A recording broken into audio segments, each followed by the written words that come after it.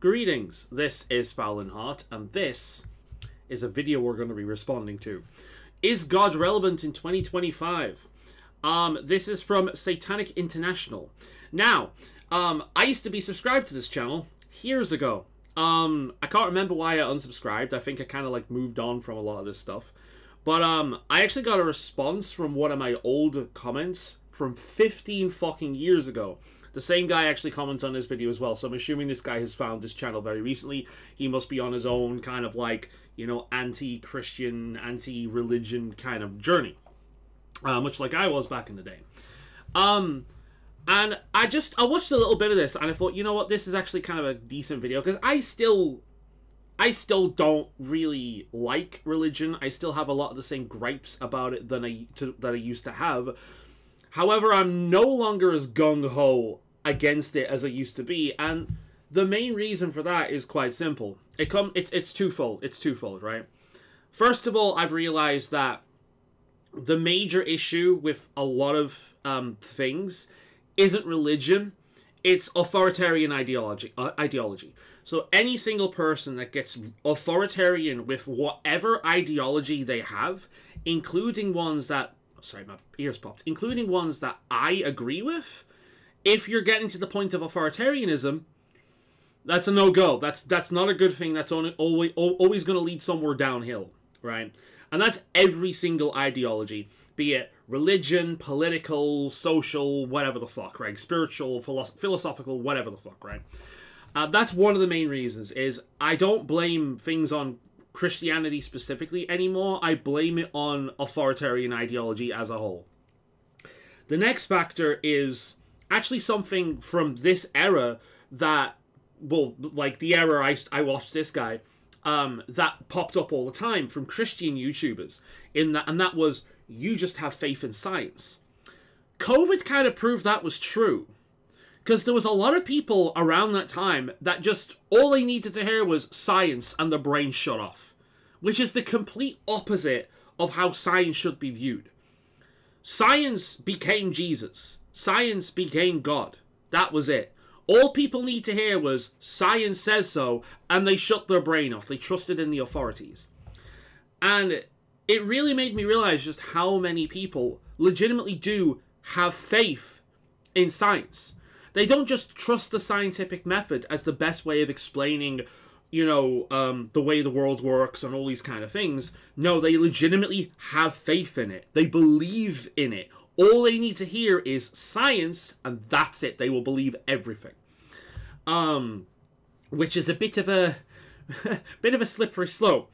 So what this also led me to kind of like think around the time was like, oh, well, how many things do I know for a fact? Not a lot. The only things I know for a fact are things that I've experienced in my actual life. Things that I can replicate and do in my own life, my own experience. And if I share these with other people, that's not trustworthy to them, because that then is anecdotal. So, really, when it comes down to it, pretty much everything we think we know, we don't actually know. We just take on faith from an authority figure. This authority figure tells us. This book, which is an authority, this teacher, this whatever, our parents tell us things, and we take them as fact because they've come from an authority that we trust. And that's how a lot of people are with science, right? And that's exactly how people are with religion. And when I realized the mental process is exactly the same, it's really, really difficult for me to start judging the religious or judging other groups on belief alone. The actions they take and the shit that they claim, absolutely, but the belief in and of itself is meaningless. That doesn't mean anything. And unfortunately, a lot of atheists from this period that I was also a part of would just assume that, oh, the religious are fucking retarded in general. They're just stupid, they're gullible, they're sheep. But this is not true. A lot of people are fucking stupid sheep in general, whether they're religious or not. And you can see that with how they blindly follow things, right? So, let's go back to this video, and that's kind of like my whole thing. And we'll just see. Like 9 minutes, it's not too fucking long. And this is kind of like a blast from the past for me because I used to watch this guy like all the fucking time. This is one of those old YouTube channels I've just completely forgotten about. Like 15 fucking years ago, that comment was, and I've not even been. I've been on YouTube even longer than that. Like, I was on YouTube for a long time. I started around the atheist pinnacle. You know, like, The Amazing Atheist, Thunderfoot, Matt Dillahunty, Aaron Ra, The Thinking Atheist, all that kind of thing, right? That was my era. Coughlin 666 or 616, Edible Napalm, and the multitude of, like, things. Venom Fang X. Yeah, that guy. No, that was my era on YouTube. That's when I started YouTube, and a lot of those names will mean absolutely fucking nothing to a lot of people. Some of them are still knocking around. Most of them have lost their goddamn minds. But anyway, let's watch. God, I'm still on about this. I told you back in 2009, there's no God. But some of you didn't believe me. I hoped 15 years later, this still wouldn't be a topic.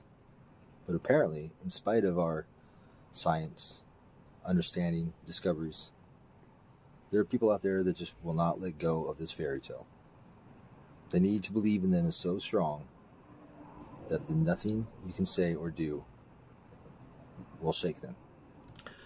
I very recently was in the local town centre, and we had monks approaching us. Really, really nice guy.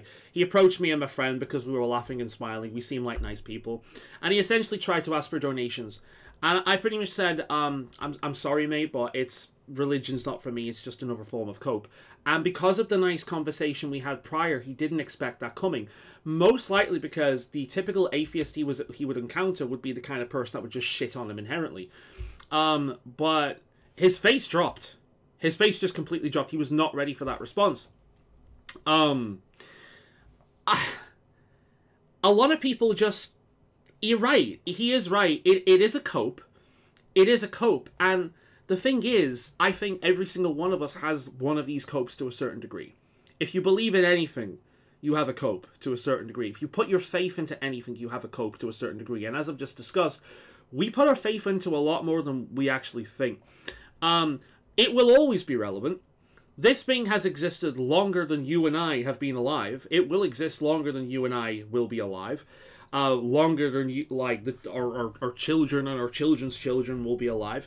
It has lasted a long, long, long, long time. Now, you can argue that's because of cultural indoctrination, you know, and power structures. Like, there's Islam is an incredibly powerful religion right now, overtaking Christianity at this point because Christianity has been neutered, and we're not allowed to criticize Islam because it's been connected to a race rather than an ideology. So anyone that criticizes Islam is a racist these days, rather than someone who would just criticize Christianity for the same kind of thing, which is becoming a problem. So power is definitely an element of why it's so prevalent, but it's also cope.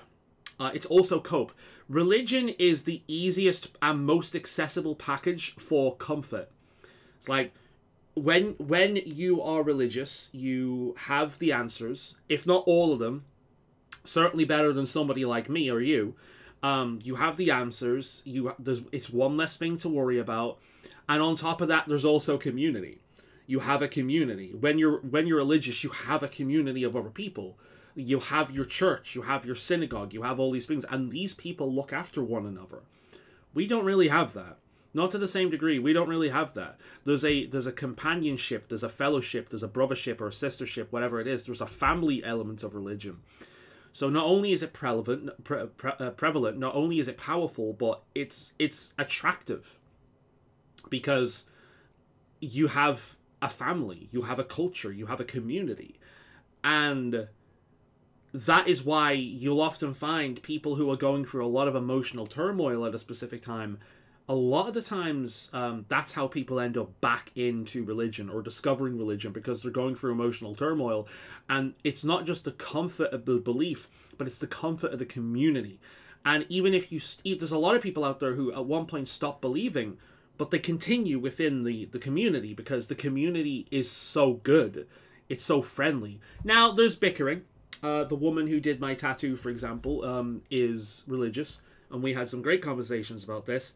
But she's also had some issues with other people in the church because she's a tattoo artist, and that's associated with a different crowd. By the same token, she doesn't often talk about this kind of thing with a lot of her with her clients, because the kind of people that get tattoos are not typically the kind of people that are religious. So these are two different worlds she's kind of teetering in, and every now and again you'll have somebody who kind of crosses that line and is okay with both. I was that. But it is a comfort thing, and she's someone that's obviously dealt with a lot. She's been through a lot, and as a result, she's found a sense of community and purpose and guidance in this religion.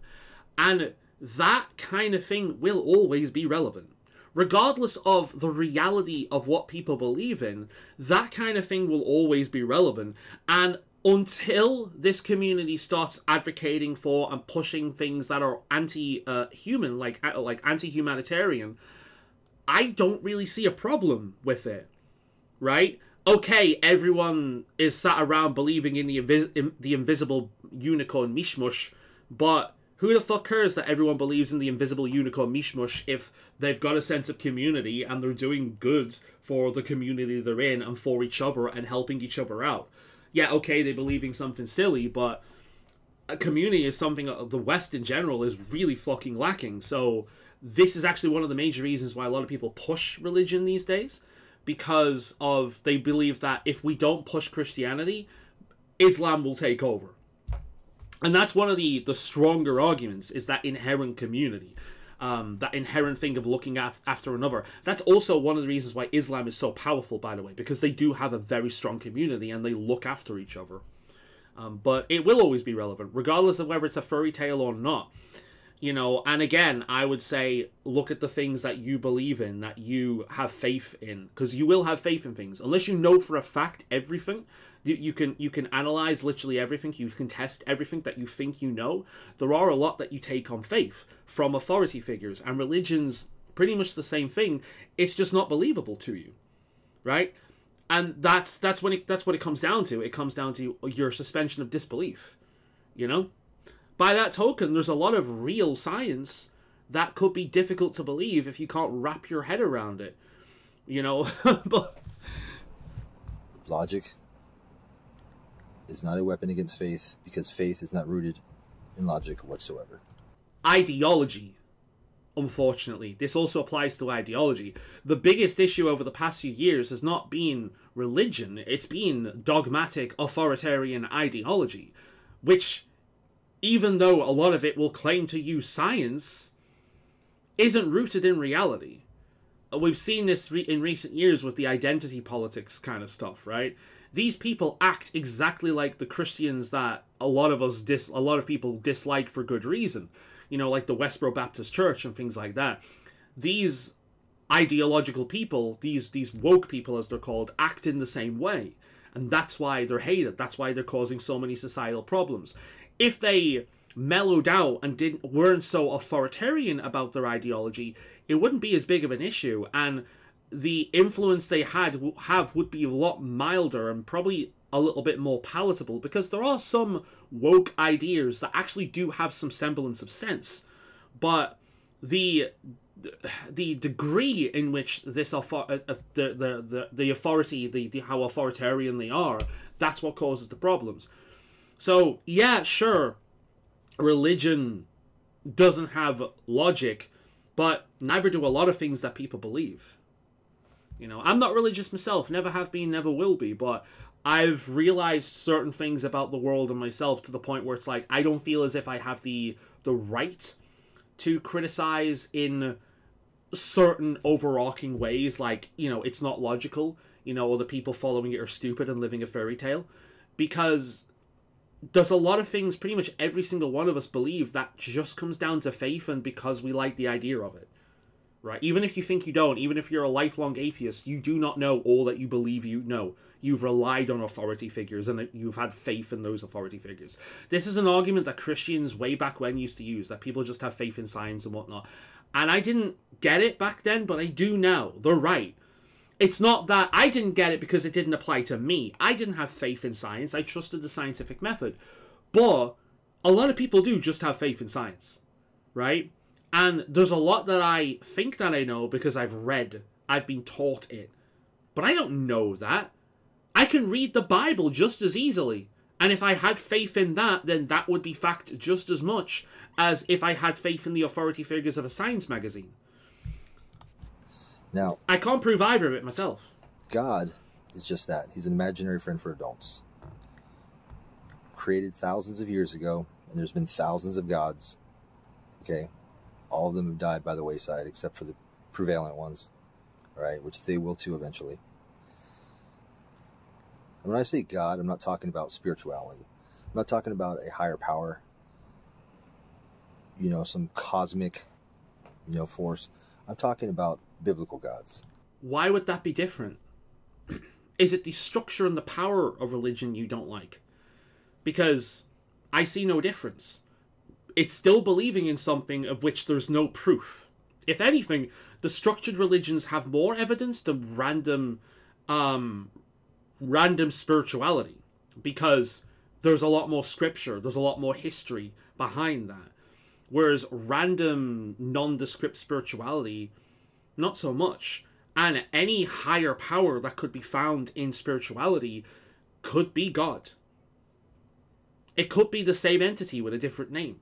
Hell, all of these gods that humanity have come up with over the years could be us tapping into the exact same energies out there and calling them different things relevant to our culture. The video game Elder Scrolls, well, the Elder Scrolls series does this really well, in that the exact same gods, the exact same entities, will have completely different names depending on the culture.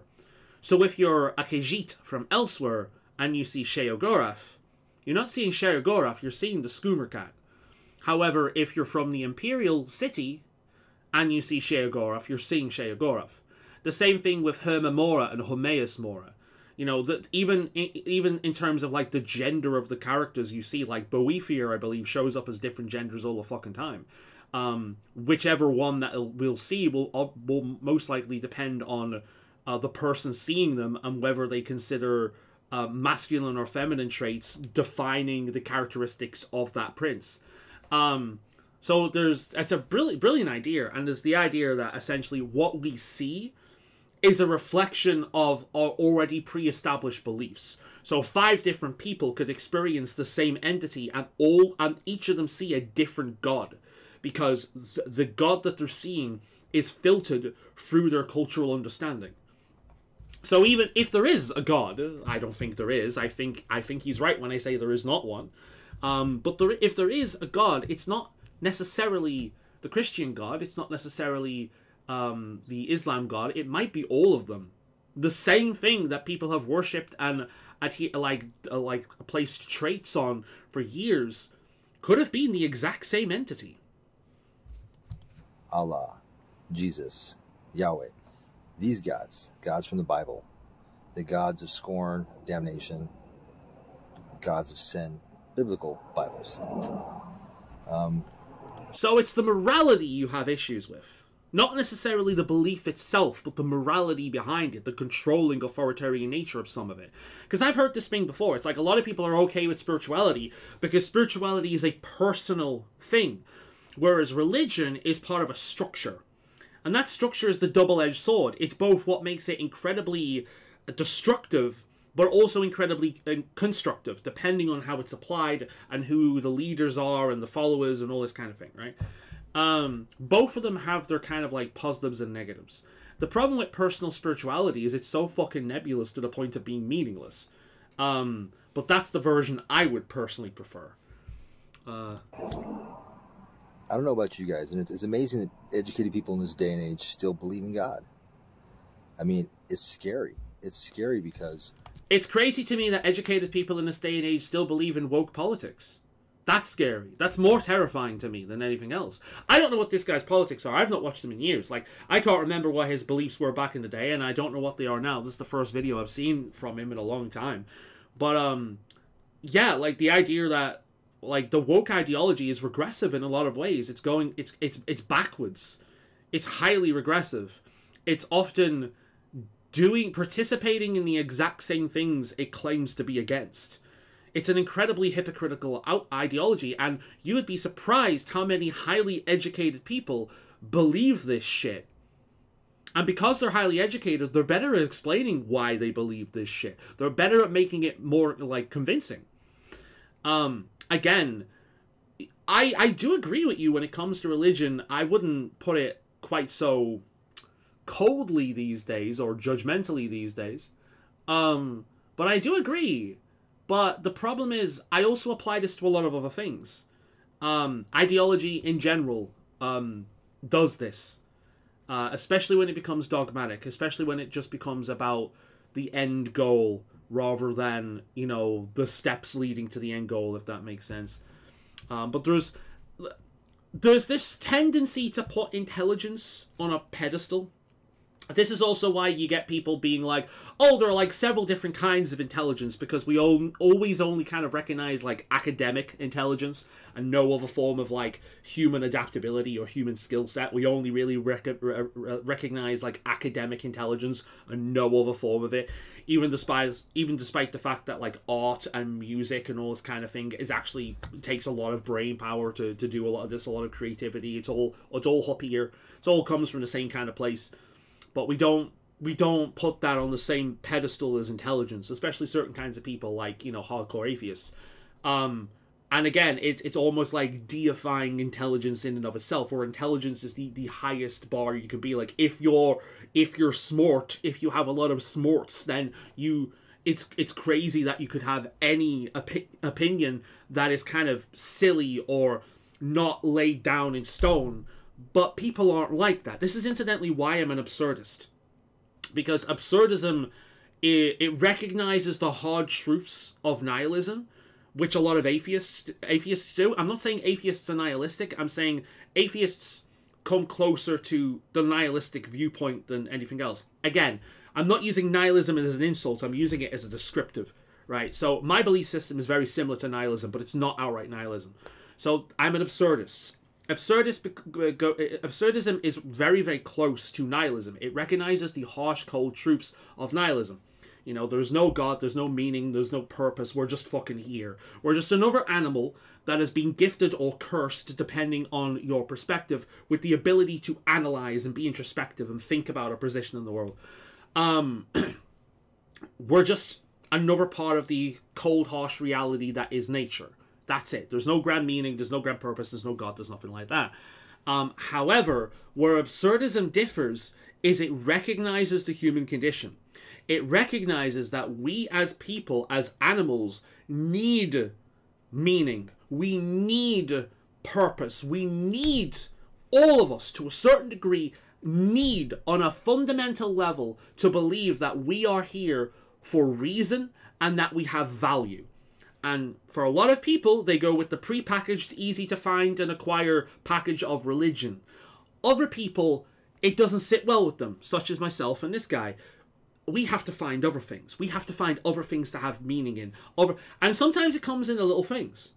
You know, looking after family, doing the best you can for other people, all this kind of shit. Maybe you lean into an art and art becomes your expression, making the world a better place. There's a lot of little meanings that we can have without the overarching, like, you know, easy package of religion.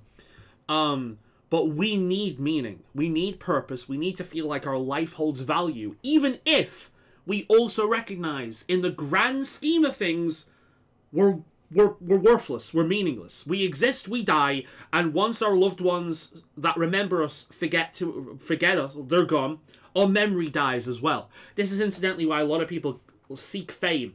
They seek fame, they seek to be in the history books because they want to be remembered, because they know after they die, the only way they stay alive is through memory. And once their family members die that remember them, they're gone for good. But if you get into the history books, you're essentially eternal up until the point that the sun supernovas and all this goes, which will happen at some point. So it's just like, it's all, when you look at it, it's all meaningless. It's all like, it all ends after a certain point. Nothing of it really matters. We simply are. And that is an incredibly depressing and hard to deal with reality. So absurdism comes in and says, we recognize this, this is true, but it's fucking unhealthy. Just because you recognize a harsh reality, that does not mean that you have to live your life in misery. So what we're going to do is we're going to engage in a little bit of cope, just so our mental health isn't damaged by this and we can continue on, right? And that's essentially what absurdism is. It's recognizing the reality of the world, but also the reality of people. And trying to come up with like a nice balance between the two, where you're not living in delusion, but you're also not wanting to fucking kill yourself and hating life and all this kind of thing, right? Which is where nihilism tends to take people. So that's why that's my belief system, because it's the most logical to me. It's what makes the most sense to me. Recognizing reality whilst also recognizing the human condition, which are not compatible a lot of the time, which is why we have religion, why it will never go away, why every single culture, even the ones that don't connect, have similar themes in their belief systems, why religion is a common thing in like every culture that has ever existed, because human beings crave meaning, they crave purpose, they crave their life having value. It will never go away. Religion is arguably part of our fundamental mentality. Like, we all humans come up with it to a certain degree. Every culture. And there's certain themes, because these are themes that worry every single one of us. Our mortality, all this kind of thing, right? These are things that worry and concern every single fucking one of us. And because of that, they show up in myths and religions and spiritual practices and all this kind of thing, because they're all part of the human condition. Meaning, religion is arguably part of the human condition. It's part of what it is to be human, is to, as a group at the very least, to create belief systems. But yeah, you can talk to people, and some of these people are very intelligent.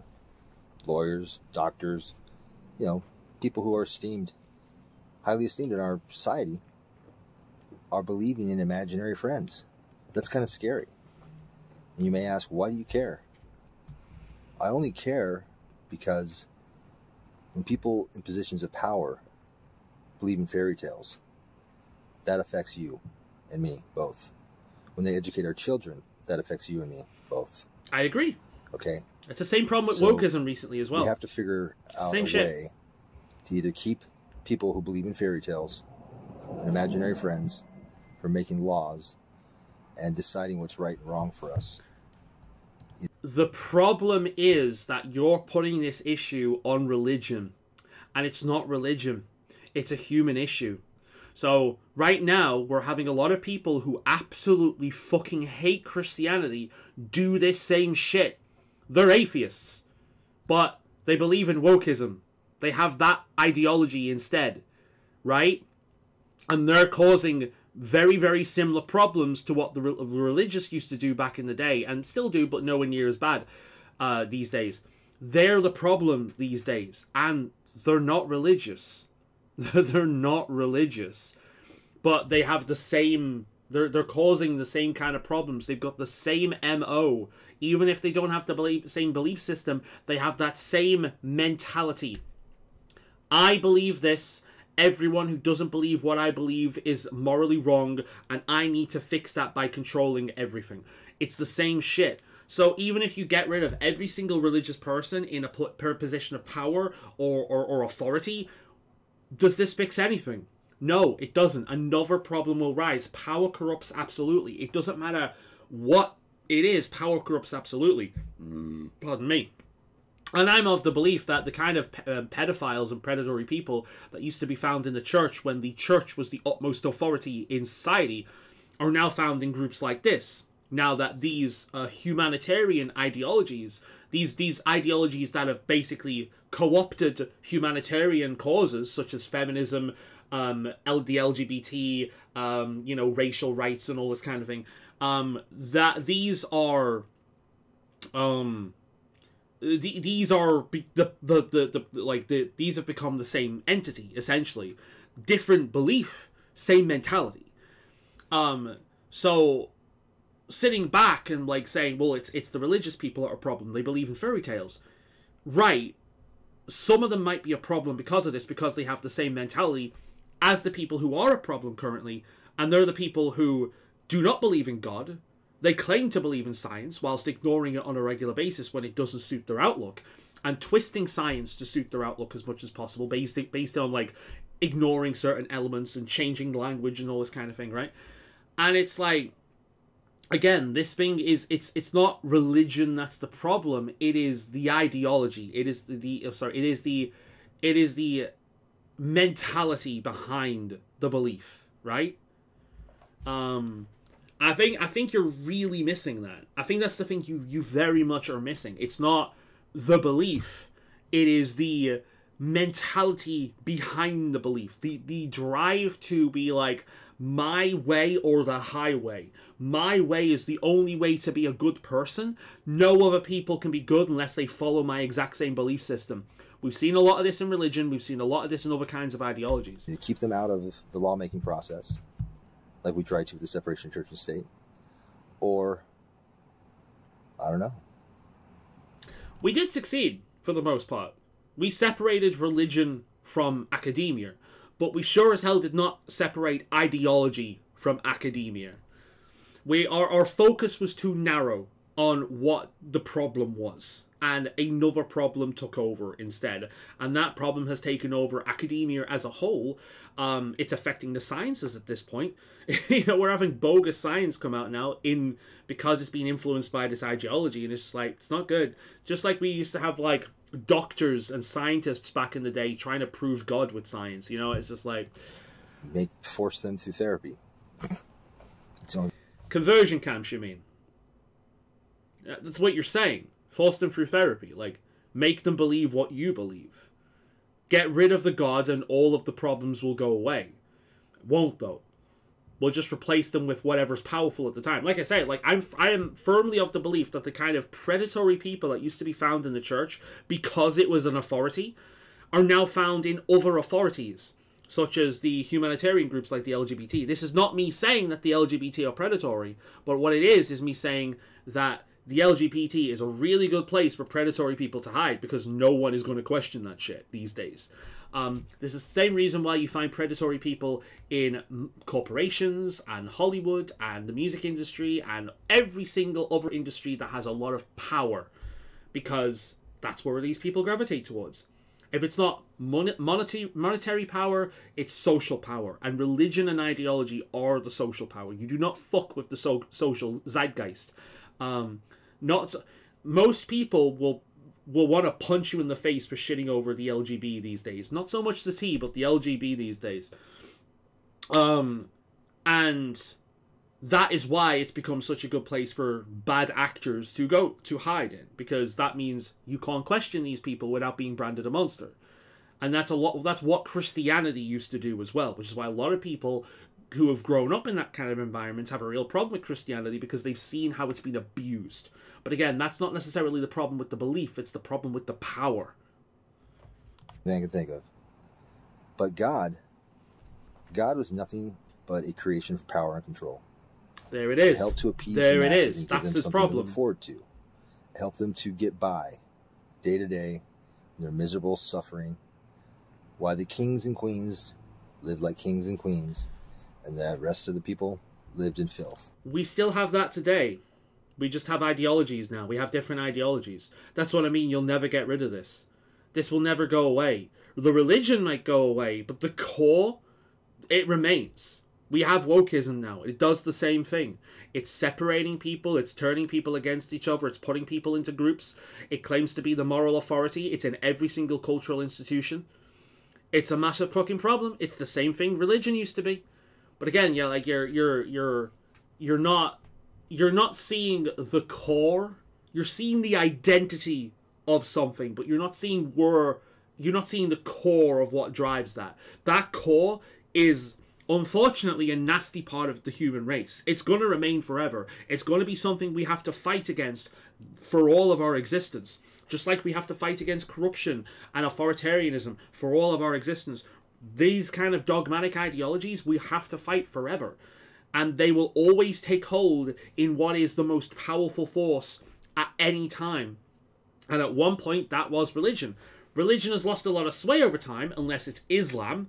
Islam is defended a lot, you know, in countries that it really shouldn't be.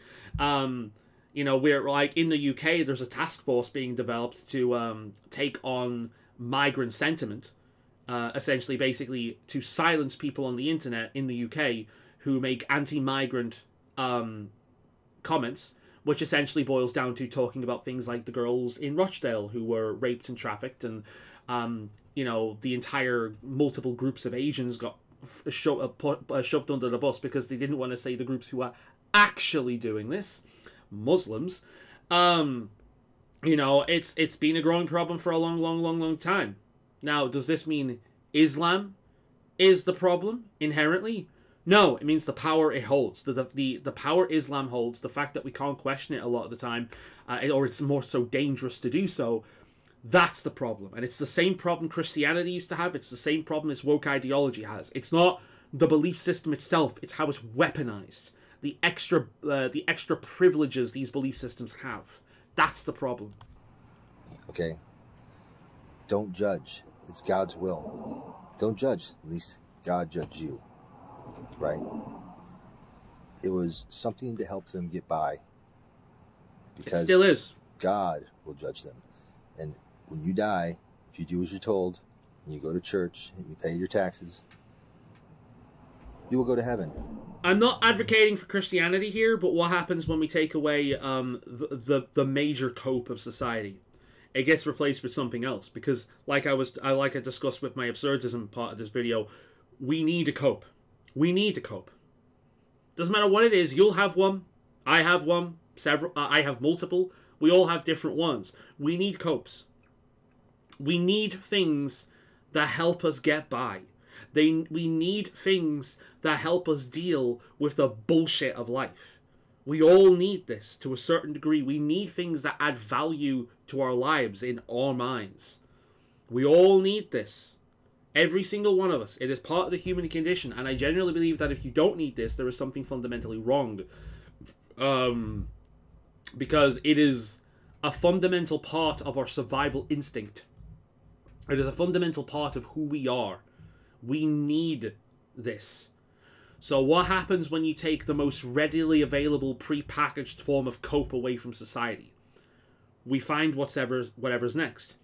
For a lot of people, that's become consumerism. And I will say, when I say that, I'm not exactly one to judge that. I've engaged in it, evidently. So for a lot of people, it's consumerism. For other people, it's different ideologies, different forms of activism.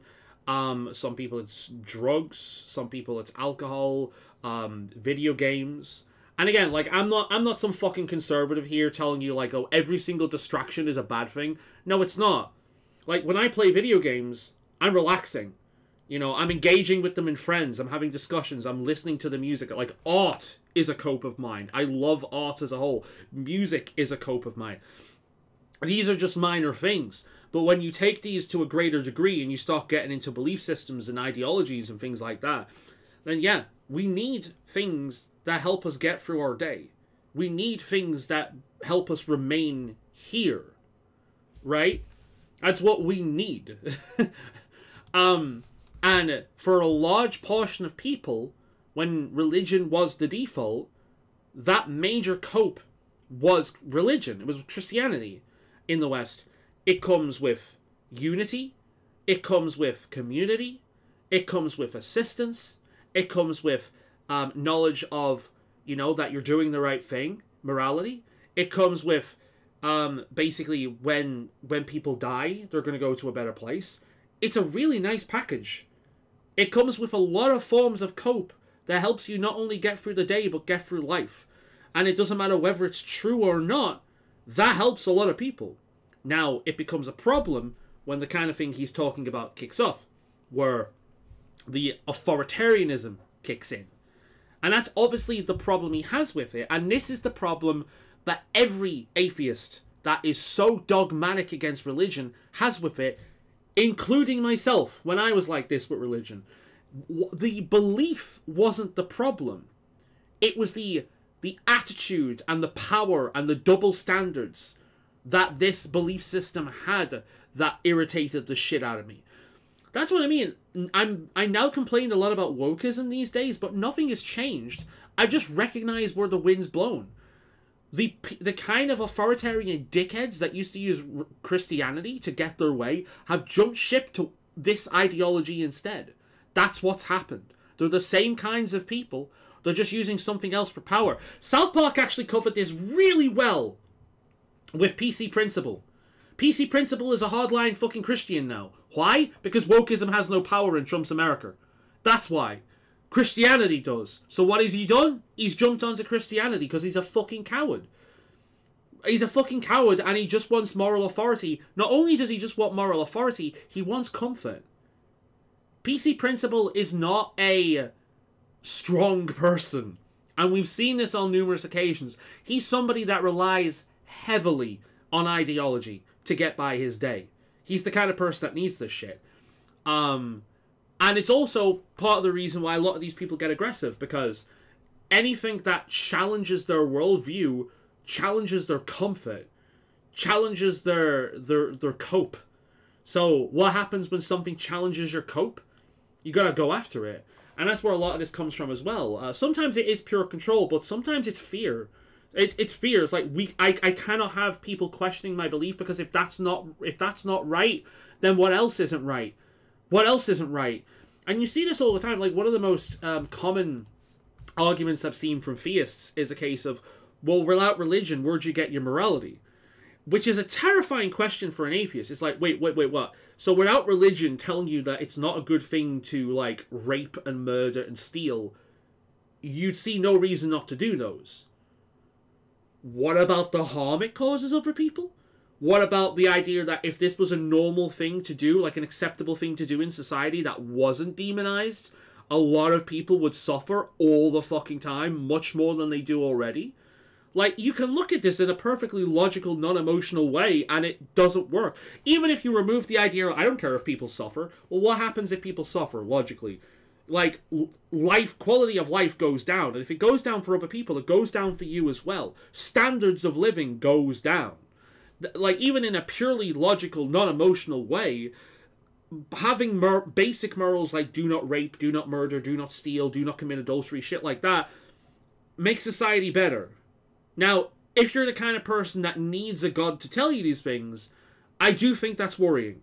But we all really know this shit, you know. Now, of course, there are exceptions to some of these.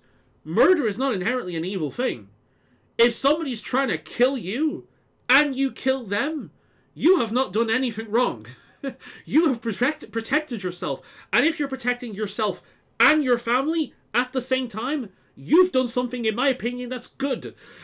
Not neutral, that's a good thing. You've removed someone that was a threat not only to your family, but any other person that could have done these things to other, like, you've removed the threat not only to you and your family, but any other possible target that this person could have gone after, right? But in general, we know this, and even the religious types know this. In general, these things are bad, but for some of them, every now and again, like with murder, it's kind of acceptable, because if you don't, more people suffer, you know? But yeah, it's I forget what he was saying now. I love this, by the way. I'm really enjoying this. So all this suffering means nothing. In other words, don't rise up and take the power back, regardless of how you've been treated. And again, like his main, I'm not going to keep saying this, the last time I'm saying this, his issue is the power and authority that religion has. It's not the religion itself, it's not the belief itself. He's attacking the belief because he doesn't like the power, right? He's attacking the belief on a logical level because he doesn't like the power on a logical and most likely emotional level as well. Because God has a place for you, and your suffering is God's will. Who are you to question God's will? Who are you to question? There's an element of that you'll find in most religion, that pain is a good thing. There is a quote that I've said a long time, and I think it's a bastardized quote of like different things, right?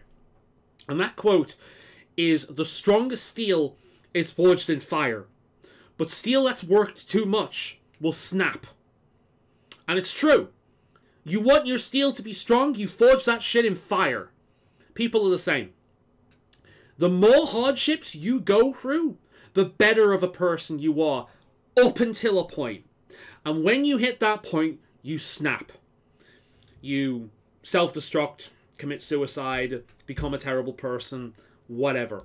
And everyone's different. People have different thresholds. A lot of people don't like the idea that you need to experience pain to a certain degree to be a better person. They hate that idea. Why?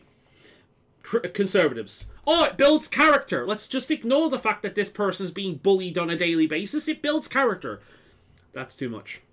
What builds character is good friendly ribbing. What builds character is going through hardship. What does not build character is being abused and beaten and bullied on a regular fucking basis. That's different. The last time I really grew as a person was when I lost my mother. Because that hit me emotionally really fucking hard. And I changed a lot around that time. People who've been watching me for a long time know this, right? I changed. I'm still me, but I feel like I'm a more refined me than I used to be. Like, I've become stronger steel since being forged in fire. However, if I went through that every single day or every single year, I'd probably end up ending my life. Because it would be too much, right? This is what I'm getting at. So, a lot of religions do in fact have the concept of being forged in fire, of strength through adversity, strength through challenge. The reason why they have that is because at one point in history, religion was the answer to a lot of life's questions. And because of that, it does actually have some facts about the human condition in it.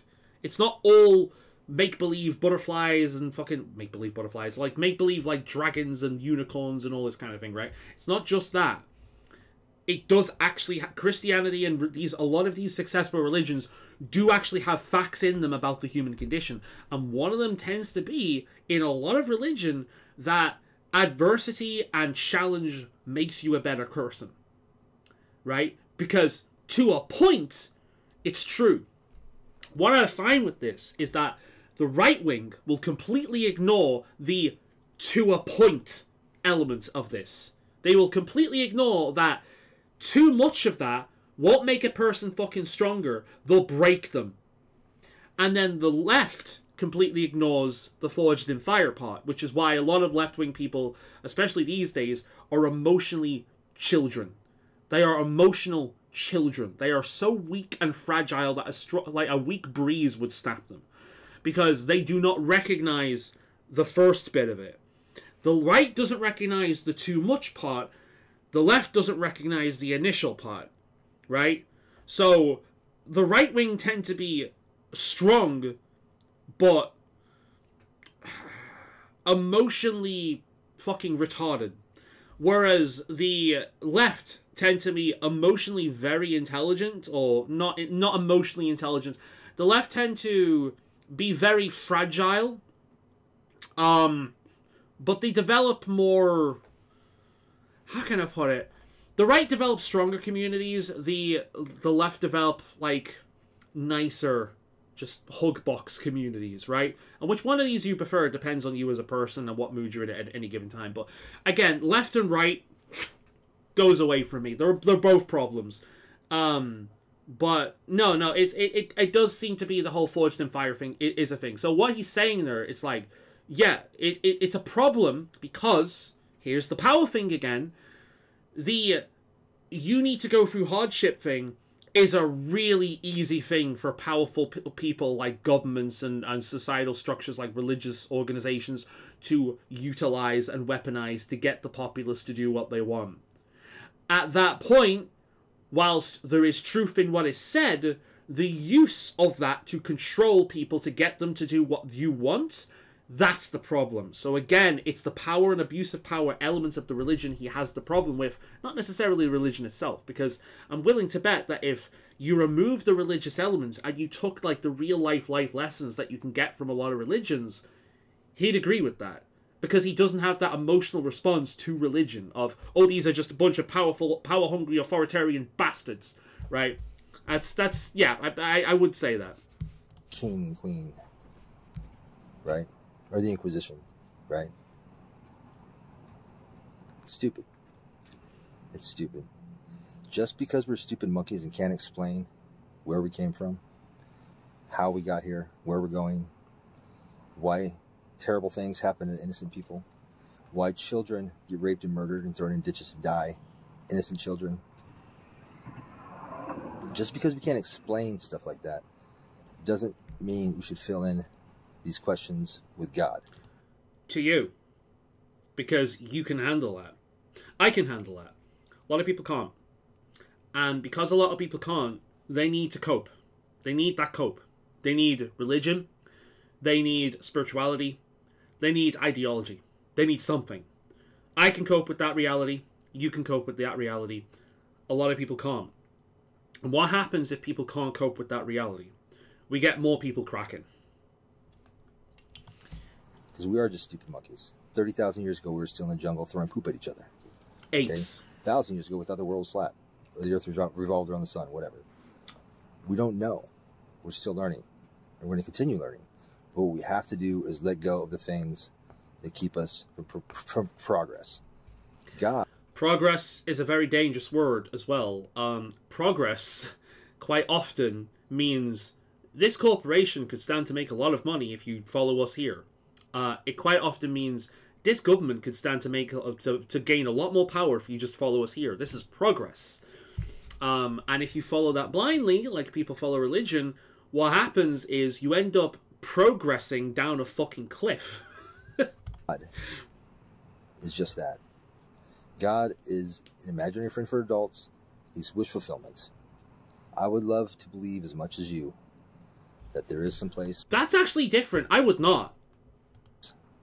I'll get to that. When we die, and we will live happily forever after. All of our wishes will come. Heaven, to me, is a terrifying concept. It is essentially a place in which you live for all eternity. Imagine being stuck in a single existence for all of eternity. Now, what is heaven? Is it the white room? Like how it's typically depicted? Imagine how fucking boring that would be. Okay. Then what if it's like an illusion? It's an illusion. You live in an illusion your entire life. You know, you're living a scenario like we're living right now, but you're living in an illusion, all right? You're living in something that is essentially beamed into your brain for all intents and purposes, to describe it in a weird way, in which, like, you're living your perfect existence, you're living happily ever after, that kind of thing, right? How long does happily ever after last? Because the human brain, human beings need conflict. We need conflict. What happens if human beings have every single one of their needs met for them? They become decadent. You know, we have like Caligula kind of, moments where if every single need for a human being is met without them needing to do anything, they become decadent. They start seeking frills, and those frills get crazier and crazier and crazier and crazier and crazier. So heaven, to me, sounds like a hell. You go into this hell and you're in this illusion where everything's perfect, then you're gonna have to experience adversity to some degree to prevent you from going down that crazy level of needing crazier and crazier and crazier things. But that also means heaven isn't heaven. Heaven is an illusion that is going to feed you negative things to keep the balance. And it's just like, I don't like that. And we can have the same discussion with AI. Imagine if we're all permanently stuck in a virtual world. Everything that I've just talked about heaven could apply here. Every sense of yours could be curated by the machine. What you feel, like your hormones, like what you think, all this kind of what you see. At which point you stop being you and you just become a program, an avatar, like a plugin, an NPC. You're dead anyway. You're not you. You're not functioning. You're living in an illusion. Either way, you're gone. You're not you anymore. So heaven, as far as I can think of it, is either a white room in which you very quickly lose your mind with lack of stimulation, or a bunch of stimulation illusion that either gives you pain on purpose to keep you emotionally balanced, or essentially sends you down the level of Caligula and like more and more crazy decadence, or your brain is controlled to think what like the god wants you to think, and at which point you're dead anyway. You've lost you as a person. Your brain is being controlled to think certain things. You're gone. You're not you anymore. So what is it? Because in my opinion, either way, you're fucked. Heaven is a concept that works if you don't think about it. A nice place you go for the rest of eternity. Lovely. Until you start thinking about it. Then it becomes a problem. So I don't want to believe in heaven. Heaven sounds fucking terrifying. Heaven sounds like a hell dimension. No thank you. True. We live in some sort of cosmic bliss. I'd love to believe that.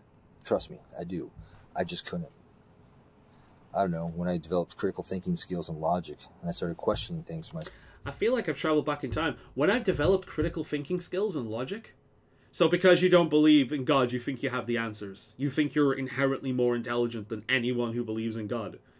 Really. I used to. Yeah, back when I was a teenager, early 20s, I used to think that way. Life has taught me otherwise. Life has showed me just how many fucking atheists are just as retarded and lack logic as a lot of religious people. How many religious people can be beautiful people, you know, like intelligent people. Almost as if the religion doesn't really play any fact in that. It's just their cope. And we all have a cope to a certain degree. Every single one of us. I'm willing to bet you do. If you don't, ooh, that's not a good thing. Self. When I was 8, 9, 10, out went Santa Claus. He's bullshit. Too fat, fit down the chimney. Out went Easter Bunny. My mother always used to tell me that the furry at the top of the tree would come alive during the night and open the front door for him. I thought that was cute. Nonsense. I saw you hiding those eggs. Out went the Tooth Fairy. Out went all that shit. Next was... Oh, I fucking love the Tooth Fairy. I remember when I had, like, to have a bunch of my teeth removed as a kid. I can't remember what happened. There was an entire fucking jaw full of teeth. Oh, the Tooth Fairy gave me a fucking bonus that night, I'll tell you what. I think I bought a console with the movie, the money the Tooth Fairy gave me at that point. Oof. At that point, it's like, I don't fucking care that the Tooth Fairy isn't real. Thanks, Mom, you're the fucking best. I'm sure I bought a console. I think it was a GameCube. I think I bought a GameCube with the Tooth Fairy money. Like, seriously, like, it's like, all this shit is a little bit of magic in a kid's life. Like, the idea that this fairy comes into your home to take something that's worthless to you and then leave you a little something. Like, that's cute. That's the kind of thing that brings magic into a kid's life. You know what I mean? It's like, it's the same thing with Santa Claus. I know a lot of people don't like that. I cried when I found out Santa Claus wasn't real as a kid. Yeah.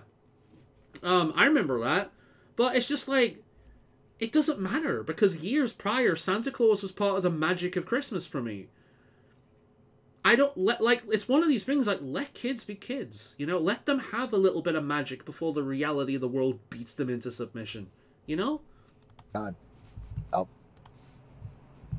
apply critical thinking skills. That's it. What kind of God would allow children to get raped? It does seem to me like you're the kind of person... I mean, I don't want to be a dick, but it does seem to me like you're the kind of person that hasn't really evolved in several years, ironically. Like, you're still in that same place. Like, you're still in that same place. You're still in, like, the early atheist versus Christian, like, Venom, Vangex, Thunderfoot, Matt Dillahunty, Aaron Ra kind of, like, era of YouTube. Like, you haven't evolved past that. You haven't thought critically about the human condition, why people think these things. No, because they're just stupid. They don't think like you, so they're stupid. They're delusional. They believe in a fairy tale. Like, that's as far as you've gone. That's as far as you've gone. Oh, they're stupid. They just believe in a fairy tale. Not me, I'm smart. I have critical thinking skills. That's as far as you've gone. You've not tried to consider why people think this. You've not tried to consider why this is so prevalent. You know, beyond just, oh, power. You've stagnated in this stage, and you've not tried to get to the bottom of anything except that beyond, right? It's a shame, man. It's a shame. It's like, I'm not saying that you should believe in Christianity or you shouldn't find it stupid. I think belief in God is silly, but I get why people believe it. And I think for some people it does them a lot of good. It's not so set in stone. To murder and throw in a ditch to die. Who would possibly do that? What could those children have done? How could it be God's will to have little children torn apart by pedophiles? How could that possibly cope? And at that point, that's not God's will, that's the devil. Again, cope. It's not God. And then the argument then is like, well, is the devil more powerful than God? And it's interesting, I go back to the Elder Scrolls. The Daedra seem to be more powerful than the Aedra. The Daedra actually interact with the mortal realm. The Daedra are not safe or pleasant entities. Much like the devil interacts with the real world, but God doesn't seem to, right? Again, I don't believe in any of this shit, but it's just like, no, that's not God's will, that's the devil. I'm not even a Christian or a believer in anything like this, and I can tell you exactly what the answer to that is. be part of God's divine plan? It's not, because there is no God. If there is a God, and that is part of his divine plan, and it's God's will, fuck him. Again, I can't remember his history. I used to watch him years ago, but he strikes me as the kind of person that was raised among religion, and it was a very you must believe this or else kind of environment, and he was lied to and lied to and lied to and lied to and lied to, and once he finally came to his own conclusion, he was left with anger and bitter feelings towards the religion. I have been raised in a very interesting environment. I have been raised around a family that is Christian, atheist, and New Age. So I have people in like the spiritualist church, you know, spiritualist, not Christianity or anything like that, spiritualist. I have family members in the spiritualist church. I have family members that believe in Jesus and, you know, God and all that kind of thing. I have family members who are atheists. And I have a lot of family members like myself who are non-believers but do have a little bit of pull towards New Age stuff, like crystals and fortune telling and all that kind of thing, right? I enjoy that stuff. I will not sit here and tell you that there's any weight behind it whatsoever, but it is something that I get a lot of enjoyment out of. It is something that I get some of my cope points from, because it does make me feel good. It does make me feel connected with nature. It does make me feel like I have a little bit more of control and foresight in my life, even if it's a load of fucking bollocks, which it probably is. The fact is, it helps me. So even if it is a load of bollocks, I will take that load of bollocks that makes my day better and doesn't make anyone else's day worse than not take the load of bollocks and have my day worse without any effect to other people regardless, you know. But my family is a mixture of Christian, New Age, and atheist. And I did have Christian influence when I was younger. I remember singing hymns in school. He's got the whole world in his hands. He's got the whole wide world in his hand. I can't remember what happened yesterday, but I remember that from like several, like God knows how many years at this point of my life, right? I remember that shit. We had religious stuff in school. I went to baptisms and weddings and things, but I was allowed to think for myself. And at no point has my family ever pushed a belief system or religion on me. In fact, one of my favorite things to do when certain family members visit me is have a discussion about this shit. And it can get heated. And I love it. And they enjoy it. That's how I know they're my family. You know what I mean? And we leave at the end of that thinking, that was a good time. Yeah. You know, it's like, some of these people believe in God. Some of these people have different political opinions to me. Doesn't fucking matter. We're family at the end of the day, and that's what's important. And I'm blessed in that regards. I am blessed with the family I have. I know a lot of people that don't have anything near that, right? I do not believe that I am the normal example. I believe that I am the exception, because it really does feel like most people have terrible relationships with their family, or at least turbulent relationships with their family. So yeah, it's one of those things. But I do get the impression that this is a guy that has been raised in like heavily authoritarian religion, and it fucked up a large portion of his life, and it's very difficult to break away from.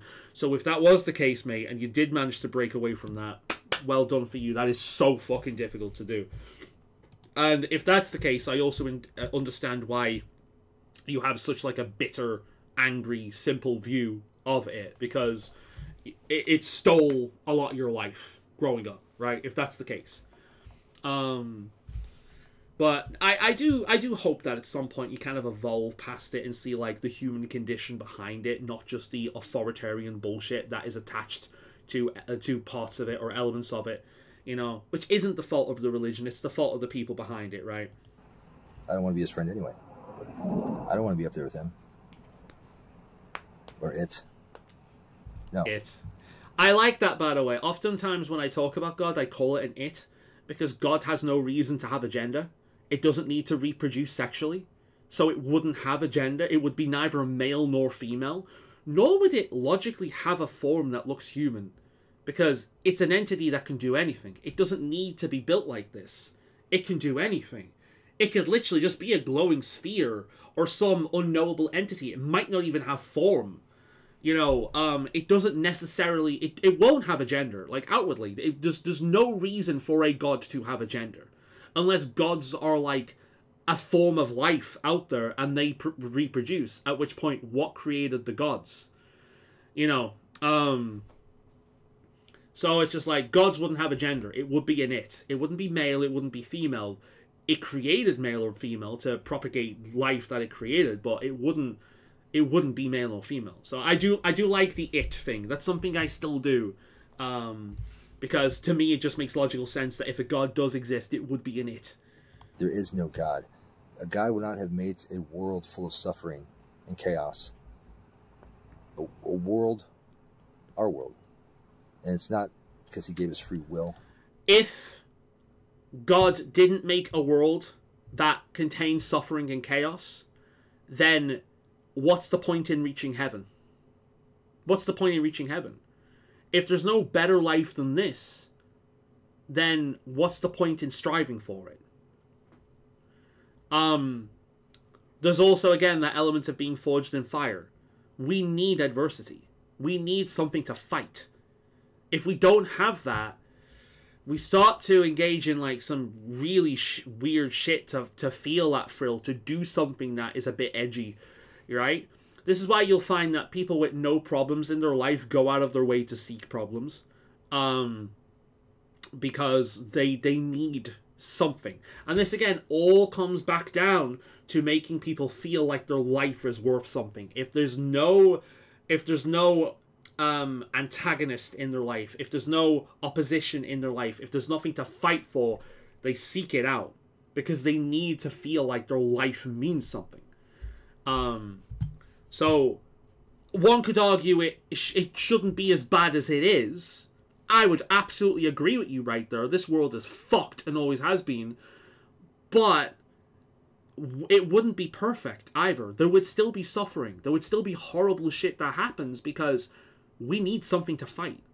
But then the argument will be, well, why the fuck would a god make us that way in the fucking first place? Like, why would a god make us with this mental condition that requires us to have something to be our adversary for us to feel purpose in life? Like, why would a god create that, right?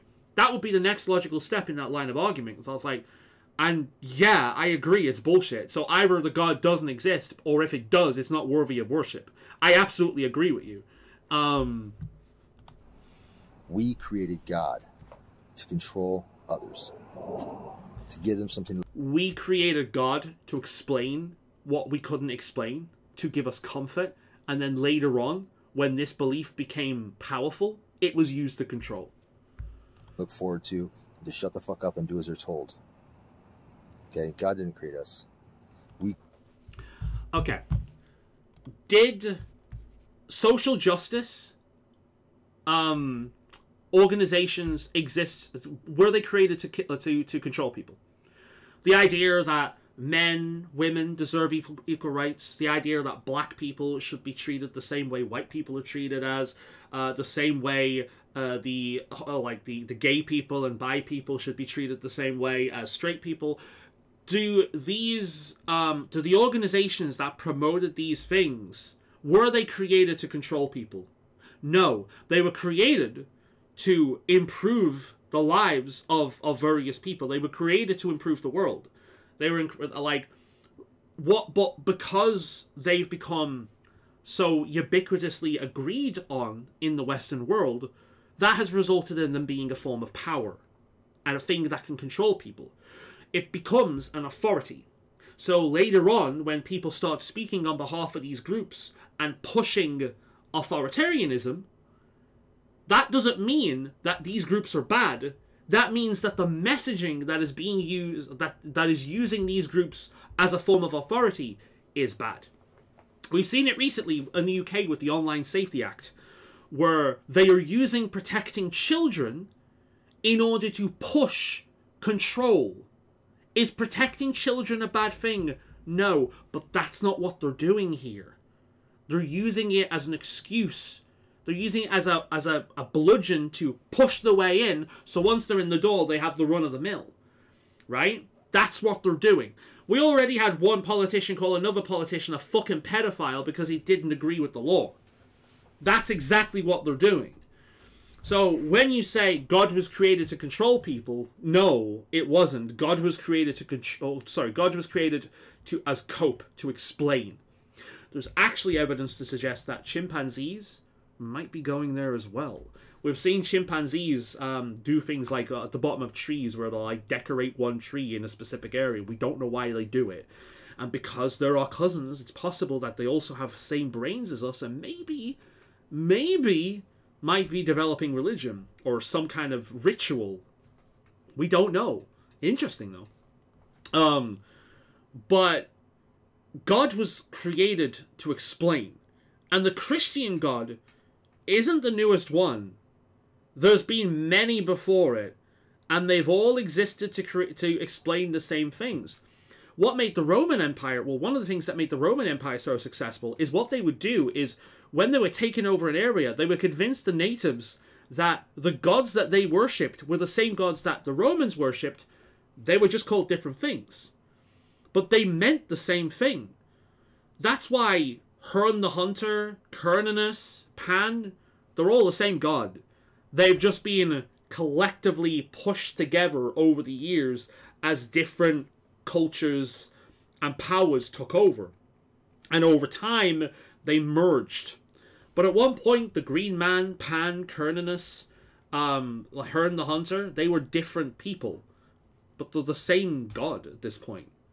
Because that's what's happened. And you'll notice what gods people make. They make gods based on the kind of lives that they live. That's why pantheons made the most sense, because instead of one overarching god, there'd be a god that had a domain in a specific area. You know, if you were going fishing, you would pray to a god that would give you safety on the sea or luck in your catch. You know, that kind of thing. If you're trying to get pregnant, you would pray to a god of what's the word I'm looking for? Being fertile or whatever it is. A god of that. That makes the most sense. But then at one point, somebody wouldn't it make more sense and be easier to follow? And instead of having the LGBT, EFG, HIJK, element of P of gods, we just had one. And that's kind of what people did. We had the one, and then we had the adversary, because again, people need adversary. So if there is a god, there must be a devil. If there is a light, there must be a shadow. And again, you see this in a lot. So even like different religions and so on and so forth, you see that duality, that light and that shadow, because one cannot exist without the other. There is good and then there is adversity. These are all connected, right? God was not created to control. God was created to explain. God was created as cope. And that's what all other gods were in the past. For the most part, you know. There's one or two gods that were created to take the piss. What's that snake god? Glycor. All hail Glycor, the all-powerful. I wouldn't mind being Glycor. I wouldn't mind having a luscious, like, locks of hair, although my hair is lovely. I wouldn't mind having luscious locks of hair like Glycor. Yeah, most gods were created as cope. Some gods were most likely created as control. But gods in general, they were created as cope. To explain. To give people structure, purpose, community. Right? As cope. That's it.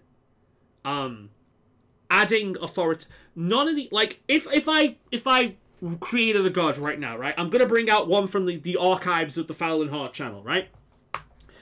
Mishmuch. The invisible unicorn that poops rainbows. Right? Mishmuch. Some of you will remember this from years back when I did videos like this. If I created Mishmuch for control, right? how would it take off? How would it take off? I created a god to control people. How would it work? Because I say so? No, we need to adopt it. People would need to adopt it. And how would they adopt it? Because I would be offering something which that there's many pronunciations. I was, depending on the culture, I would offer, I would be bringing something to the table with Michmuch that brought something to people's lives, that made their lives better, that explained things, that gave them a cope. So, even if I did create a god for control, that god would go nowhere without the core driving force of what makes gods such a prevalent thing in culture across the globe throughout history. The cope. Though it's not the god or the belief in and of itself that's the problem, as I reiterate yet again, it's the authoritarian and control. And we see this in way more than just religion. We see this in every single area that people have faith in, be it religion or otherwise. Create our gods. Just like the thousands before that died. Everybody believed in them, died. They're all gone. These gods today, Allah, Jesus, will pass eventually.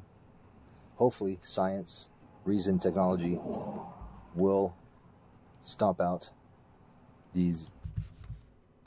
You mean like Fauci, who once said, I am the science? What do you think will happen when religion gets stomped out completely? What has been happening? Bogus science will take over. People will say, oh, the science says this. Oh, that means it must be true. You realize that science is debated all the time. One of the big hot button issues right now are direwolves. Are direwolves direwolves? No. Like, if I took an elephant and injected an elephant embryo with DNA that allowed it to create a woolly coat, would I have created the woolly mammoth again? No. I would have created a mutated Eurasian or whatever, Asian or Indian elephant. That's not a woolly mammoth. The woolly mammoth's dead. It's got a completely different genetic code. That's not the woolly mammoth. It's an imitation. But this is the debate that's going on right now. The idea that we can bring back an animal that is extinct without having the DNA of that animal by replicating that animal.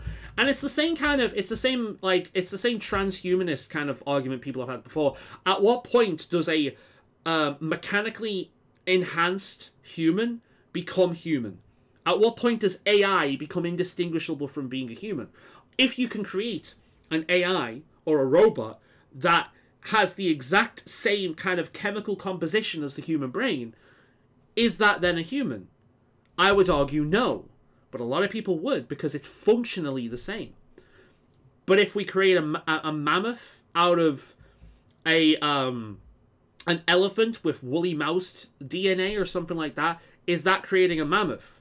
No. We're creating an imitation, something different. It's not a mammoth. It's not an Asian or Indian elephant. It's something different. But that's my take on that whole thing. But you know, that's just because it's functionally the same doesn't mean it is. And we're having debates in science right now. But what happens when science becomes the new right, the new cope? What we've seen with COVID. What we've seen with a variety of other things. Tell me, what is a woman? Well, the correct science. Oh, it doesn't matter. Oh, okay. You know, it's... Science can be just as authoritarian. It can. It can be used the same way as religion, and that's where that's the area you're struggling with. It can be used the exact same way. Now, would you follow along with that if that was the case? Would you know it was even happening? Do you know all the fields of science? Do you know them intimately? Because I sure as hell don't. I could be lied to on a regular basis about how certain things work, and I would never know because I just take it on faith because it's a system that works for the most part, so obviously it must be true. It's a really good way to implement bullshit in the minds of a lot of people, isn't it? We don't know. I'm not smart enough. I don't have the knowledge to test all of this shit. So how the fuck can I know? How can you know? We can't. So the government, if science becomes the new authority in everything, the new major cope, then it will be abused. It will be used to spread bullshit. And with things like the Online Safety Act and a bunch of things in place in the mainstream media, basically repeating and reiterating the same points. Who are we to say otherwise? We're just some plebeian on the internet that's done his own research, so obviously doesn't know anything. The experts, the people with the education and the history, they're the ones that know everything and can't possibly be wrong because they have the right label. You might as well just give them a fancy hat and call them the Pope. Just saying. Pope Fauci. There's a reason why people called Fauci Pope Fauci, by the way. And it's not because science is religion. It's because people were treating it the same way. Dangerous.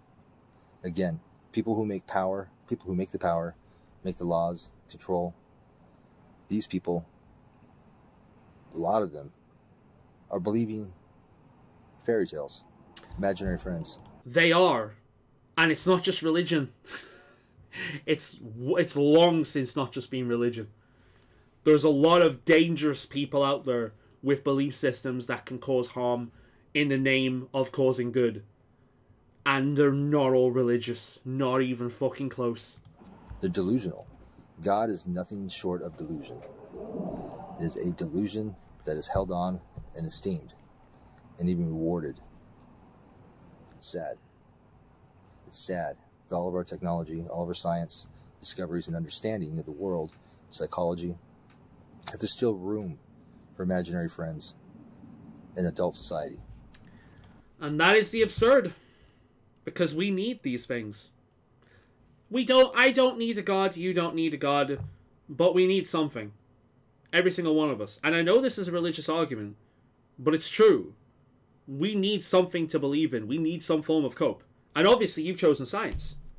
That's your religion. You have chosen science. This is something you will believe in wholeheartedly.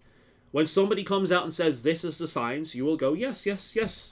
Yes, it is. That is the science.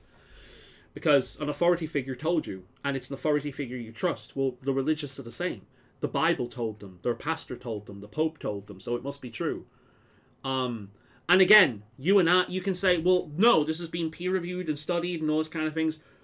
Who's to say that there's no corruption there? How many times has science been bastardized and misquoted in order for profiteering, in order to spread a point, like a political message? It's not immune to it. It's not immune to this at all. So you have to be careful that you do not deify science. And a lot of people do. Let it go. It's over. It's over. If you need to believe that bad, believe in something else. Where's the proof of a God? Why? Why?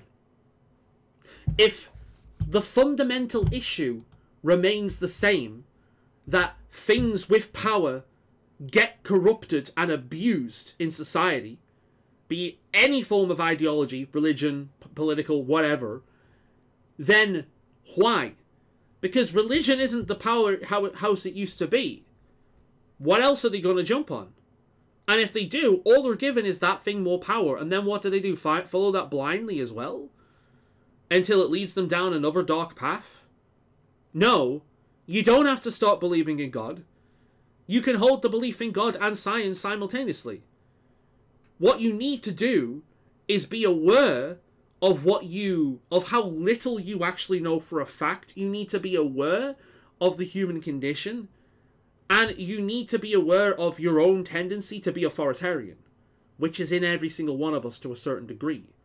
Right? Which it's an ego thing. It's a control thing. It's a cope thing. It's in every single one of us to a certain degree. Giving up God and replacing it with something else does nothing in the grand scheme of things if that person is going to remain an ideological authoritarian, or if they're going to remain listening to ideological authoritarians regardless of what form that takes. So no, you don't have to stop believing in God. I don't give a fuck if I think it's... Don't give a fuck if I think it's dumb. Don't give a fuck if he thinks it's dumb. You believe what brings you comfort. Just don't become an authoritarian twat about it. It really is that simple. There is no proof. There's overwhelming proof that there probably isn't. Okay? At least biblical gods. It's okay to say we are stupid monkeys and we don't understand how we got here. We don't understand where we're going. We don't understand the mysteries of life. It's all right. But I understand this. Okay? People who believe in God are stupid. Biblical gods are... I think that's one of the stupidest comments you could possibly say. It really is that simple. If you are at the point in which you are saying people who believe in gods are stupid, you're fucking stupid. Because you're just the same as them. You have your belief, and that's it. Brain switches off. I know all the facts. That's all I need to know. I know. Meanwhile, how many fucking people dressed as fucking Skittles packets out there do not believe in God and are some of the stupidest people you can fucking imagine? It's like, belief in God means nothing when it comes to intelligence. It doesn't. I used to think so as well, when it was like in my late teens and early 20s. I've experienced more of the world back then, and instead of sitting down and believing, right, I know everything, I know all there is to know, and I know he's not saying it because he's like, it's okay not to know, but even that is being like, well, I'm comfortable with not knowing, that's fine. I'm not going to think, I don't know, whatever. What I know, though, is that if you believe in God, you're a fucking idiot. But I don't know these things, and that's fine. I'm fine not knowing. Brain switch off. I don't need to use it. You're an idiot for believing in God. That's it. That's it. Like, okay, where'd you go from there? Obviously nowhere. You stagnate in that singular brain off perspective forevermore. Like, at the risk of sounding pretentious, I haven't done that. I haven't just sat there and gone and remained at people who believe in God are stupid. I used to think the same thing. I did. I used to think the same thing. I used to think if we had no religion, the world would be a better place. I've since learned otherwise. I've come to a different conclusion because I've realized that religion isn't the problem. People are the problem. And those same problems that we see in religion appears in every single fucking ideology. And I'm going to keep reiterating this fucking point. Because that is the point. From what I can tell, this guy has an issue with Christianity because he doesn't like how authoritarian and powerful and dangerous it can be. Great. I agree. But I just apply this to other things. Some of us go one ideology further. We both dislike an ideology. Some of us go one ideology further. But it's not even the ideology. It's the mentality behind it. I have seen atheists that act in the exact same way I fucking hate about the religious. I have seen ideological types, vegans, fucking woke people, the left, the right, fucking even New Age spiritualist types acting in the exact same way. It's a human issue, and it's not limited to one belief system. That is one of the stupidest, most closed-minded things you can fucking say. If you think that, then it's just like you're lost. You've stagnated since like what, 2009? You said that's it. You've stagnated. You've not thought. You've not evolved. You've not considered other things. All you're focused on is religion bad. Religion bad. You believe in religion, you're bad. That's it. Straight up ignorant. The irony of that comment. Just like Justin said, in his show, religion is dumb. It is. It is. Make the most of what... Who do you think you're convincing? I think I'm in a way better position to convince someone that the religion makes no sense than you are. Because I'm someone that will listen to their belief system. I will listen and come to the conclusion of why they think what they think. You are, religion is fucking stupid. That means you're stupid. Who do you think is going to convince them to drop their religion? Who do you think is going to convince them of another way of thinking? Me or you? I'm Not that that's my goal, but again, that's the difference, isn't it? That's not my goal. I'm not here to be superior. I'm not here to convince them that they're wrong and I'm right. Unless it's something that I think is fundamentally a problem, like fundamentally a problem, I'm not gonna. I'm gonna give my perspective. I'm gonna try and understand theirs, and that's it. I've mellowed a lot over the years with this shit. I'm nowhere near what I used to be. I used to be like you, in my late teens and early 20s. I'm in my mid 30s now. I've matured. What you have right now in this life, because it will go, and you won't get another one. If you somehow reincarnation is true, which I hope it is, highly unlikely to, maybe slightly more likely than God. If reincarnation is true, then it doesn't fucking matter anyway, because you're dead anyway. You die, your soul goes into the wheel, it's turned around, it goes into a newborn. You've forgotten everything. You're dead anyway. You're a new person. Either way, you're dead. Your soul has been recycled. That's it. So, yeah, there are some people that claim they remember the past, but if reincarnation is real and only a tiny percentage of people believe that they can like remember their past lives, that's not their standard. That's actually probably a flaw in the system. So, if reincarnation is real, then it doesn't fucking matter anyway, because you're dead and gone regardless. But pretend like this is your only life. Enjoy it. I agree with that wholeheartedly, yeah. Pretend that this is your only life. This is the one you get. Like, even if reincarnation's real, then you're dead anyway and you become a different person. You are gone. If heaven is real, then, well, I talked about that before. You might not even be you. You might be brainwashed. You might be in an illusion. You might start to lose your fucking mind because there's nothing to do. Think about it. Like, what would heaven actually be like in all reality? It's like, essentially, you either dead or you lose yourself, or you die of boredom, but you can't die, so you have to remain in that forever. God knows what that would do to the human psyche, unless, again, you're brainwashed to a certain degree, at which point you're no longer you, you're someone else. You're dead regardless. So, even if you do believe in a heaven, this life is what you have now. This is important. Enjoy this to the best of your ability. Like, live the best life you possibly can. You know, that is good advice. Whether you believe in an afterlife or not, that is good advice. You're here now. Make the most of now. Don't think about later. Make the most of this life now.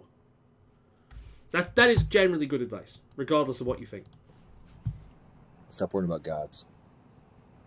Okay? Fantasy.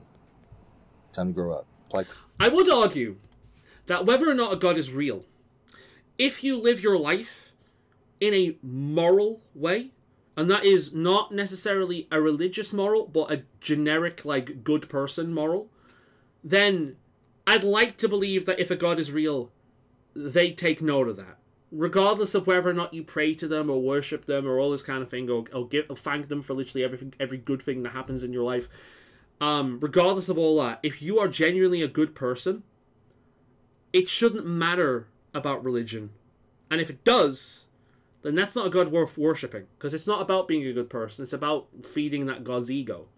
Not really one worth worshipping. So that's one thing I'd say as well. Either way, the conclusion: live your life that you have now the best you can. Try to be as happy as you can, and try to enjoy it the best you can, and try to be a good person. That's it. Don't need religion for that. You can still be religious and do all that. You know, you don't need to believe in or not believe in an afterlife for that. That applies to literally everyone. That applies to literally everyone. It's the best way of going about things. And that way everyone can believe what the fuck they believe, and the core remains the same. Live a good life, be a good person. Of course, then it comes down to what makes a good person. That's where the debates come in. That's where the debates come in. And the wars and the murders and the brutality and all that shit. Yay, isn't being human fun? critical thinking skills. Use logic. Oh my god. I feel cringe every single time he goes, like, use critical thinking skills, use logic.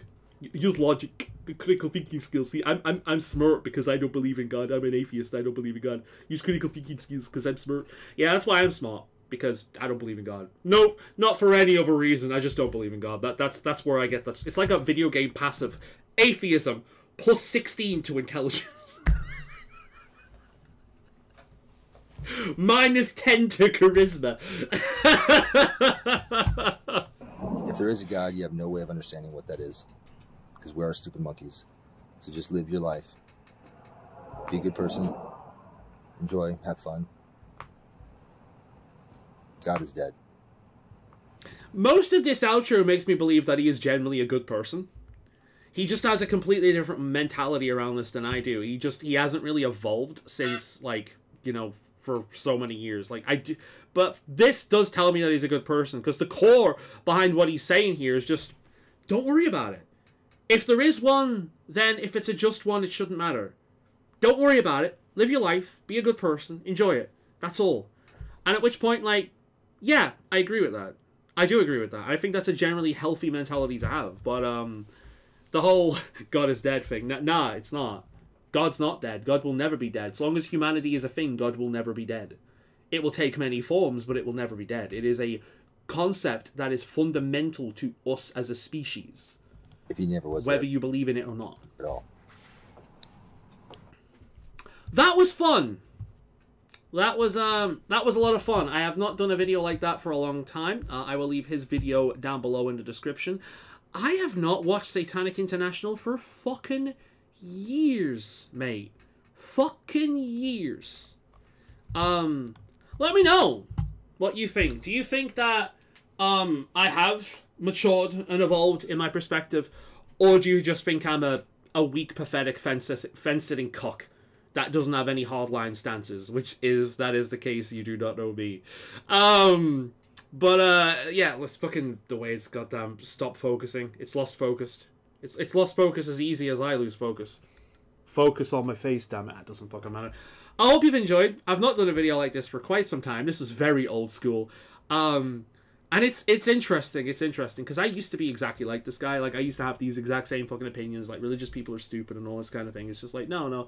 I don't think that way anymore. I really don't think that way anymore. I think it's a very closed-off mentality. And it is interesting how I am using similar arguments that Christians back in the day at this era of YouTube, like, where this mentality, you know, is kind of like, was prevalent.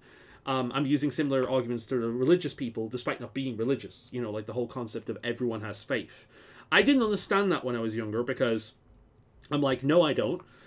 But as I've grown older, I've realized, oh yeah, there is a lot of things I just blindly believe because I trust the authority.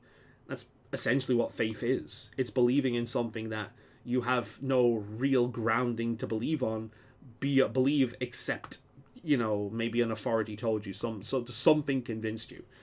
You know, it's like if scientists came out tomorrow and it was like, and said that the world was flat, right? If scientists came out, respected scientists from across the world came out tomorrow and told you the world was flat, it was peer reviewed, everyone agreed, the earth was flat, what would you do? Would you go, something's going on here? This isn't true. What the fuck's going on? Why are they trying to convince us of this? Would you go, okay, the earth's flat. Everyone who thinks the earth is round is a fucking retard. Or would you go, wait a minute, I've been up there. I've seen it. It's not flat. And there's a difference. There is questioning. There is blind faith. And there is knowing for a fact that something isn't true. Right? What would you do if scientists came out the next day and said something like that? Oh, that wouldn't happen. Yeah, but it does happen though. Not to that extreme, but that happens. Like, I followed paleontology for years, and it's crazy how much that's evolved in just my own lifetime. It's really fucking interesting. There's been so many different debates over the years about, like, feathers, and even, like, the idea that dinosaurs dinosaurs weren't reptiles, which is hilarious considering what dinosaur means. But, it's, because they found evidence of dinosaurs living in freezing cold climates, which, if they were reptiles, they wouldn't have been able to do. Meaning, some dinosaurs might have actually been more mammalian looking like a dinosaur, which is really interesting, or we just don't have the complete fossils yet. So, you know, there's so many ways this can go. There's so many ways this can go. And there's so many established things. Like the whole idea of Tyrannosaurus Rex being an apex predator, turning into essentially like a scavenger that would just feed on rotting carcasses. Things like that. The prevalence of feathers, the prevalence of colors, the whole skin wrapping thing in paleo art, all this kind of thing. It's been really interesting how that's evolved over the years as someone that is into that. But it's just like, it's not a hard and fact rule. Like, science isn't a hard and fact science a lot of the time, right? Sometimes it is. Like, we know gravity's a thing. You know, we know oxygen's a thing. Sometimes it is a hard and fast rule, but for a lot of the times, we don't know. And there are a lot of variables and things. Like, nutrition's like that, medicine's like that. There's so many variables per person to person. There's so many things that can affect something like that and go wrong or right in weird ways. It's not really a hard and fast law. And there's a lot of the sciences that aren't hard and fast rules and laws and set in stone. There's so many complications, so many things that make it difficult to nail down. So that's why people like Fauci disturbed me. It was like, I am the science. It's just like, this literally making himself the Jesus Christ of science. It's just like, and people do that. People will buy into that shit hook, line, and sinker. You know, it's not. I'll reiterate this thing one last time.